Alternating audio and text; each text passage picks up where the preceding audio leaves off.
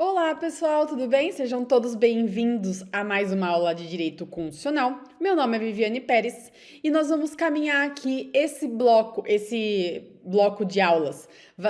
Vai ser sobre um tema que sempre vem nos concursos públicos também, que é os direitos sociais. Então, nossas próximas conversas serão sobre direitos sociais e nós focaremos nos dois artigos que mais se cobram no concurso, que é o artigo 6º e o artigo 7º da Constituição Federal, ok? Então já pega a sua Constituição aí, já começa a grifar, já pega seu caderninho para anotar as coisas, artigo 6º e 7º da Constituição, ok? Hoje nós vamos começar inicialmente com o artigo 6º, né? Olha lá o que o artigo 6º traz.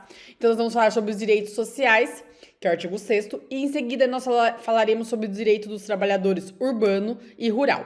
Vamos começar então, pessoal? Olha lá, artigo 6º.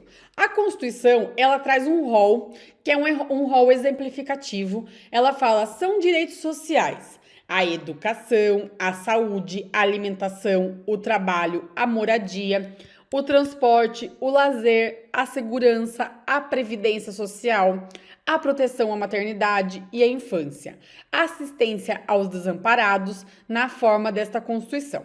Então, vamos lá. O que eu tenho para te dizer do artigo 6º, que é os direitos sociais? Primeiro, a diferença entre o artigo 5º da Constituição e o artigo 6º, que eu vou até anotar aqui, vamos lá. A diferença entre o artigo 5º e o artigo 6º da Constituição, principalmente, é que o artigo 5º da Constituição, que nós vimos nas aulas anteriores, ele falava sobre direitos individuais e coletivos fundamentais, ou seja, eram direitos que a gente chama de positivos. Não, deixa eu anotar aqui, peraí. Não vamos anotar dessa forma, não. Vamos colocar que é direitos. Cadê apagar aqui? Aqui. Vamos anotar que esses direitos do artigo 5º são direitos individuais e coletivos fundamentais. Coloca que são direitos fundamentais. Deixa eu achar minha caneta. Aqui. Direitos fundamentais. Por quê, pessoal? O artigo 5º são direitos que o Estado não precisa fazer nada. Ele precisa simplesmente não fazer nada que atrapalhe o individual. Então, são direitos de liberdade. Por exemplo, eu tenho liberdade para ter minha propriedade. Eu tenho liberdade de reunião. Eu posso me associar livremente, a não ser vedado só para fins ilícitos, né? E paramilitar. Mas eu tenho liberdade de culto religioso, eu tenho liberdade de crença, de filosofia. Essas liberdades o Estado não tem que fazer nada. A diferença com os direitos sociais do artigo 6º, principalmente, é que o artigo 6º são direitos prestacionais do Estado. O Estado tem que fazer. Ele tem que dar educação, ele tem que dar saúde, ele tem que dar alimentação, ele tem que dar trabalho, ele tem que dar moradia, ele tem que dar transporte, lazer, segurança, previdência e assim por diante. Então, a primeira diferença é essa, que no artigo 5º o Estado não precisa fazer nada, é só ele não atrapalhar. Pode ver que a maioria dos artigos 5º ainda fala assim, ó, não precisa pedir autorização estatal, não precisa pedir autorização para se reunir em praça pública e assim por diante. O artigo 6º é o inverso. O Estado tem que dar essas coisas. E aqui, uma grande questãozinha de concurso que eu quero que vocês anotem é com relação à moradia. Por quê? Moradia é diferente, totalmente diferente, de propriedade. Propriedade, nós vimos que estava lá no artigo 5º. Lembra da propriedade do artigo 5º? É direito de... Aqui, propriedade. É direito a ter propriedade? Propriedade, pessoal, é o bem físico mesmo, é comprar aquela casa, ter aquela casa. O Estado não vai te impedir. Se você tem dinheiro, você vai lá e compra. O Estado não vai te impedir. Aqui, moradia, que é um direito social que o Estado tem que te dar, não é uma propriedade. O Estado não vai te dar uma casa, tá? O Estado vai dar para quem precisa, para quem não conseguiu ter moradia, nem de aluguel, nem de... Não tem onde morar. O Estado tem a obrigação de assistência social, de dar moradia para essa pessoa. Não quer dizer que ela vai ter para ela uma propriedade. Pelo contrário, ela vai ter uma moradia. A moradia pode ser um abrigo coletivo, pode ser uma casa, aqueles apartamentos que são fornecidos pelas prefeituras e depois a pessoa tem que devolver quando ela já tem uma condição melhor. Então é só uma assistência, é uma assistência social. Não pensem que moradia é propriedade. Então moradia é diferente de propriedade. Então quando cai na prova uma questão sobre moradia, você tem que lembrar, moradia é artigo 6º, é direito social. Quando cai uma questão sobre propriedade, propriedade é artigo 5º, direito individual fundamental. Fechou? E aí, nós vamos passar para o artigo 7º, que a partir daí ainda continua sendo direitos sociais, só que a gente vai entrar nos trabalhadores urbanos e rurais. O artigo 7º fala que são direitos dos trabalhadores urbanos e rurais, além de outros que visem a melhoria da condição social. O que acontece, pessoal? A partir de agora, todos os direitos que eu vou falar, e você vai fixar isso, todos os direitos que eu vou falar, eles são dos trabalhadores urbanos e rurais. Se eles não forem dos trabalhadores urbanos e rurais, eu vou falar. Eu, Viviane, vou falar. Ó, pessoal, isso aqui não é dos dois. Se eu não falar nada, se eu falar, olha, direito a isso, direito àquilo, direito àquilo, direito àquilo, vocês têm que saber que eu estou falando que é dos dois. Porque o artigo 7º traz um rol, traz uma lista de direitos que é dos dois. Ah, professora, mas eu sempre achei que o trabalhador rural tinha outros direitos. Então, você vai saber, a partir de agora, que os direitos do trabalhador urbano e rural são os mesmos pela Constituição Federal, ok? Então, vamos começar vendo quais são esses direitos. Olha lá, o primeiro. Relação de emprego protegida contra despedida arbitrária ou sem justa causa, nos termos da lei complementar que preverá indenização compensatória, dentre outros direitos. Pessoal, o que vocês têm que saber aqui?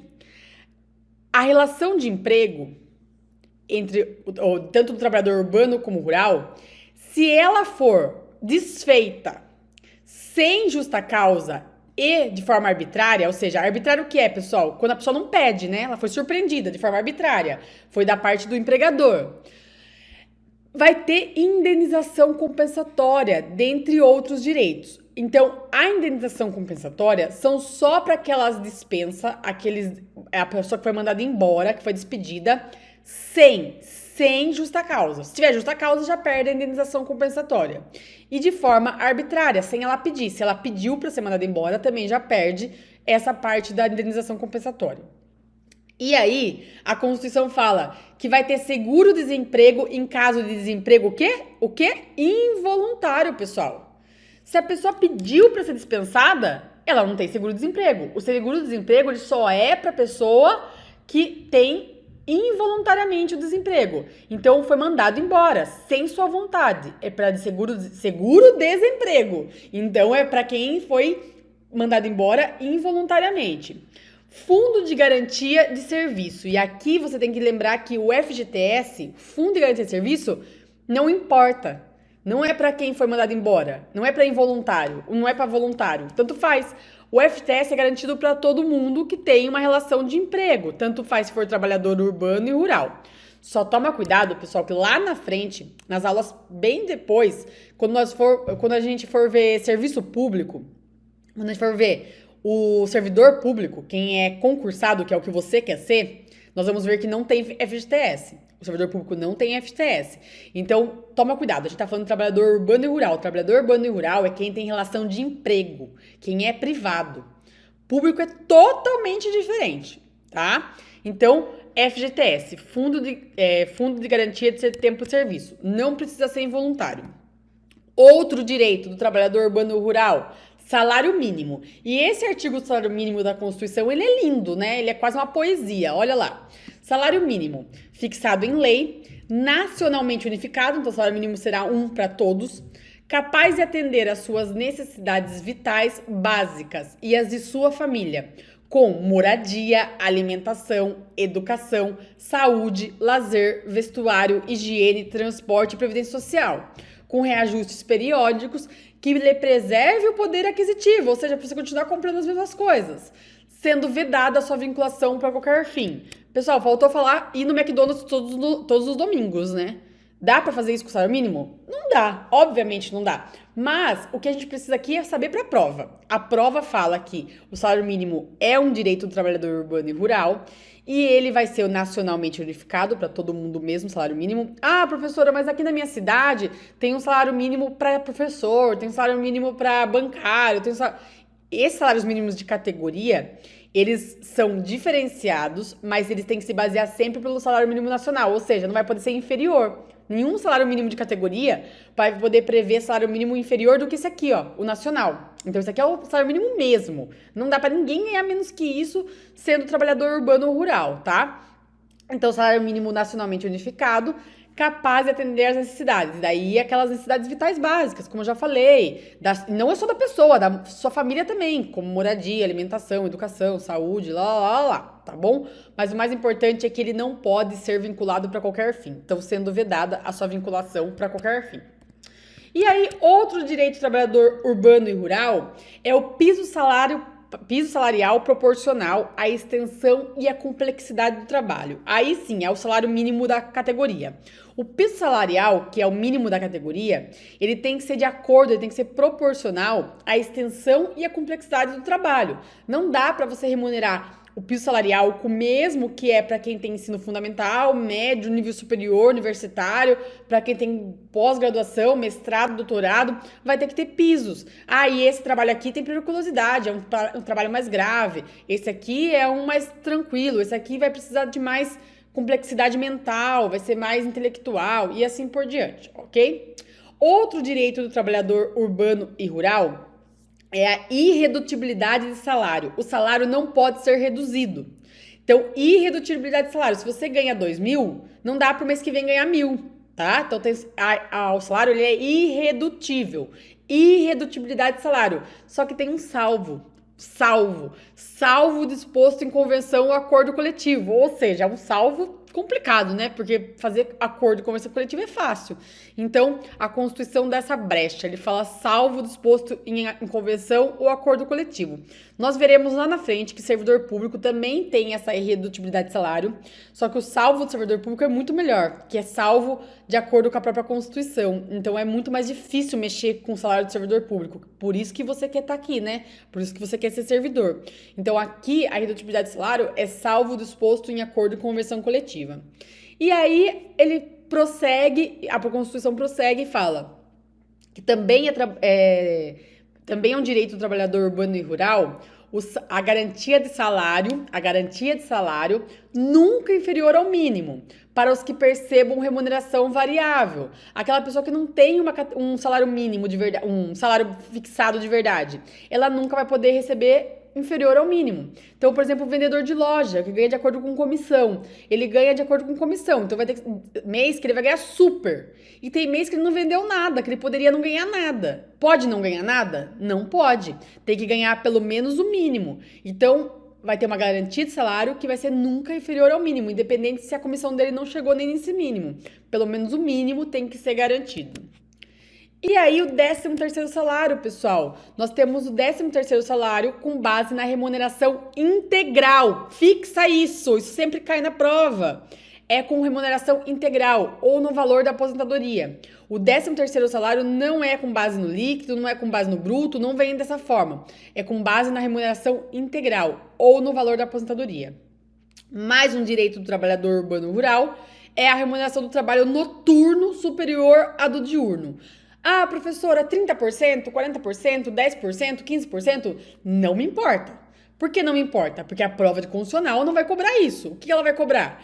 Se o trabalho noturno é superior ao diurno. Sim, é superior. A porcentagem vai depender se você vai fazer uma prova que é com relação a direito do trabalho. Por exemplo, se você for fazer a prova do TST, Tribunal Superior do Trabalho, do TRT, Tribunal Regional do Trabalho, aí for cair CLT na parte de direito do trabalho, aí você tem que saber as porcentagens. Aqui, para constitucional, independente do concurso que você for prestar, não vai cair isso. Vai cair só que você saiba que a remuneração do trabalho noturno tem que ser superior à do diurno, ok?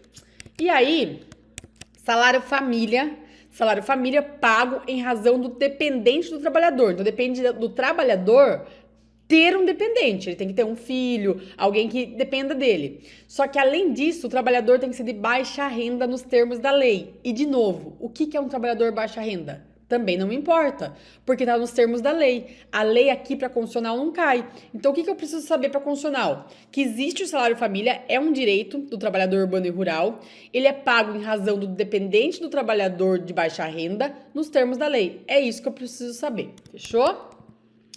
E aqui, muito importante, pessoal, a duração de trabalho. A duração de trabalho no Brasil, previsto na Constituição, é não superior a 8 horas diárias. A pessoa não pode trabalhar superior a 8 horas diárias.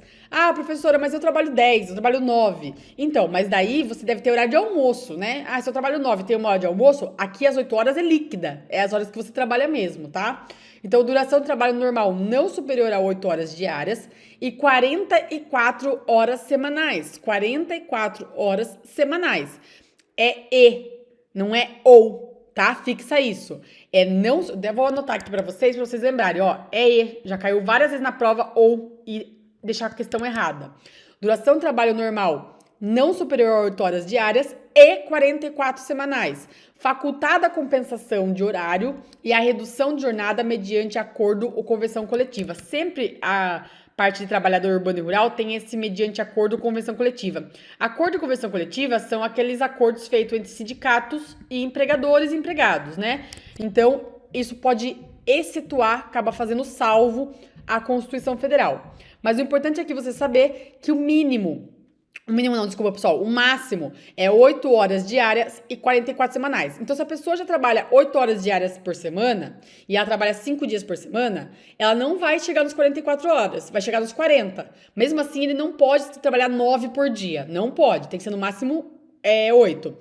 Máximo 8, nas 5 dias da semana. Então, se o empregador quer que trabalhe também as 44 horas, vai ter que jogar essas 4 horas para um sábado, por exemplo. Daí sim, 8 horas diárias e 4 horas no sábado, tá? Ah, mas ele vai trabalhar só 5 dias por semana. Ele quer que trabalhe 44. Não dá? Impossível. Porque não pode passar de 8 horas no horário normal, tá? Daí seria a hora extra, beleza? Mais um direito do trabalhador urbano e rural é a jornada de 6 horas para o trabalhador realizado em turnos ininterruptos. É aquele que não vai parar durante essas horas. Se não vai parar nem para o almoço, para o cafezinho, só pode no máximo 6 horas ininterruptos de revezamento, salvo também negociação coletiva. Então, pessoal, a jornada de 6 horas para o trabalho vai ser sempre quando for realizada em turnos ininterruptos, fechou? E também temos o direito de repouso semanal remunerado, preferencialmente aos domingos. Pessoal, pega essa dica. É preferencialmente. Se a prova trouxer assim, ó, repouso semanal aos domingos, esquece. Repouso semanal aos domingos, esquece. Tá errado. Ah, professora, mas aos domingos não é a mesma coisa que preferencialmente? Não. Como direito, como juridicamente, não é. Porque se eu falo que repouso semanal remunerado será aos domingos, o empregador tem obrigação de colocar aos domingos. Se eu falo que é preferencialmente aos domingos, aí eu tenho opção de falar que, ó, meu empregado vai ser ao sábado, mas eu justifico. Eu tenho um trabalho no shopping, por exemplo, que sábado não, né? Daí nem seria no sábado, na segunda. Eu tenho um trabalho no shopping, então o meu empregado vai folgar uma segunda, uma terça, às vezes um domingo. Eu tenho que justificar. Quando eu ponho preferencialmente, eu obrigatoriamente crio uma obrigação de, se não for ao domingo, tem que justificar. Então, a preferência é aos domingos. Fechou? E remuneração do serviço extraordinário superior, no mínimo, em 50% a do normal. Pessoal, é mínimo. Tem que ser no mínimo 50%. Se é no mínimo, tomar cuidado que a prova às vezes vem no máximo. A remuneração do serviço, a hora extra, isso aqui a gente tá falando de hora extra. A hora extra é no mínimo superior a 50% a do normal. Então vamos lá. Se a hora for R$100, né? A hora for R$100 e ele fizer hora extra, fizer uma hora extra, quanto que ele vai receber? Por essa hora extra, ele vai receber R$150. Tem sempre aluno que fala assim pra mim, professor, ele não vai receber R$50? Não, né? Porque daí não faria nenhum sentido ele trabalhar uma hora extra e ganhar menos do que ele trabalharia numa hora normal. É no mínimo 50% da hora normal. Então, ele vai você põe 100 mais 50%. E daí ele vai ganhar no mínimo R$150 a mais por essa hora extra. Então, a hora extra dele, nossa, aqui seria o E, né? A hora extra dele vai dar R$150. Se a hora normal era... Ops, O salário normal era 100, ele vai ganhar 150. Então, no mínimo, vai ser pago para ele 150. Menos que isso, não dá para fazer hora extra, ok? Então, é no mínimo 50% da hora normal. Fechou, pessoal? Era isso que nós tínhamos para conversar nesse início sobre direitos sociais e trabalhadores urbanos e rurais. Ah, professora, acabou trabalhadores urbanos e rurais? De jeito nenhum, né? O nosso rol de trabalhadores urbanos e rurais é longo, tá? Então vai ter mais coisa pela frente. Mas a gente vai dividir em blocos, porque você sabe que fica mais fácil pra gente estudar. E você vai lá, pega o seu caderninho, pega a sua Constituição Federal e vai lá e revê o que nós acabamos de ver, decora isso, tenha um conhecimento muito bom sobre isso, porque sempre cai nos concursos, ok, pessoal? Nos vemos na próxima aula. Até mais! Olá, seja bem-vindo, seja bem-vinda ao Vencendo Concursos. Você acaba de assistir a uma aula ou uma parte das muitas aulas que nós temos aqui no curso preparatório Gabaritando Agente de Administração para o concurso IPREF, Instituto de Previdência dos Funcionários Públicos de Guarulhos. Nós montamos o curso online completo. Essa aula é uma degustação para você, claro, ter uma ideia, ter uma noção de como funciona. E se você gostou, chegou até aqui, né? Continue, porque eu tenho um recado importante para você. Nós montamos o curso online preparatório. Eu quero aproveitar e mostrar quais são as vantagens do nosso curso preparatório. Um curso online completo, focado, inclusive focado na banca, tá? VUNESP. Bom, ao adquirir o curso preparatório, você terá acesso imediato. Vai receber os dados de acesso no seu e-mail e já começa a navegar na plataforma com a gente. Você também terá acesso ilimitado. Durante um ano, o curso fica válido para você acessar e serve como base, né? Esse curso acaba servindo como base para outros, tá? Você vai ter no curso teoria e questões comentadas. Aliás, centenas de questões comentadas pelos nossos professores, o que vai fazer uma grande diferença, principalmente na parte de conhecimentos específicos. Material em PDF das aulas. Isso aqui é o seguinte, nós transformamos os slides dos professores que eles gravaram em PDF para complementar os seus estudos. E além de tudo isso, gente, você vai ter um baita de um bônus, que é a redação corrigida. Serão 2 redações corrigidas pela nossa professora especialista em redação, tá? Você tem aula de redação no curso, vale lembrar. E além disso, 2 redações corrigidas por nossa professora. Beleza? Show de bola? E olha só, promoção especial de lançamento. Ó, seguinte, de R$ 497, você não vai pagar isso, ok? Você vai pagar apenas R$ 297 ou 12 vezes de R$ 29,65. Agora me diz, o que você paga com R$ 29,65, né? Bom, aqui você pode adquirir o curso online preparatório para agente de administração e mudar a sua vida de uma vez por todas. Bom, então se você está a fim de começar os seus estudos, faz o seguinte. Clica no link que está abaixo aí do vídeo, na barra de descrição ou na barra de comentários, vai ter um link. Você vai clicar nesse link e vai ser redirecionado à página do curso. Lá encontrará todas as informações necessárias. Aí é só preencher seus dados, vai ter um botãozinho lá amarelo, você vai clicar nesse botão, vai preencher seus dados, escolher a forma de pagamento e pronto, vai começar a estudar aqui com a gente no Vencendo Concursos. Se tiver alguma dúvida, lá na página do curso tem um chat online. É só chamar um dos nossos consultores que o pessoal tira a dúvida na hora para você. Ou você pode também chamar na central do WhatsApp, tá aí o número 11 97465 6052. Tá certo, galera? Show de bola? Então é isso. Vou ficando por aqui. Um grande abraço para vocês. Fico te aguardando na plataforma, hein? Já clica no link aí, já faz a sua matrícula e inicie seus estudos para valer. Valeu, grande abraço e até mais.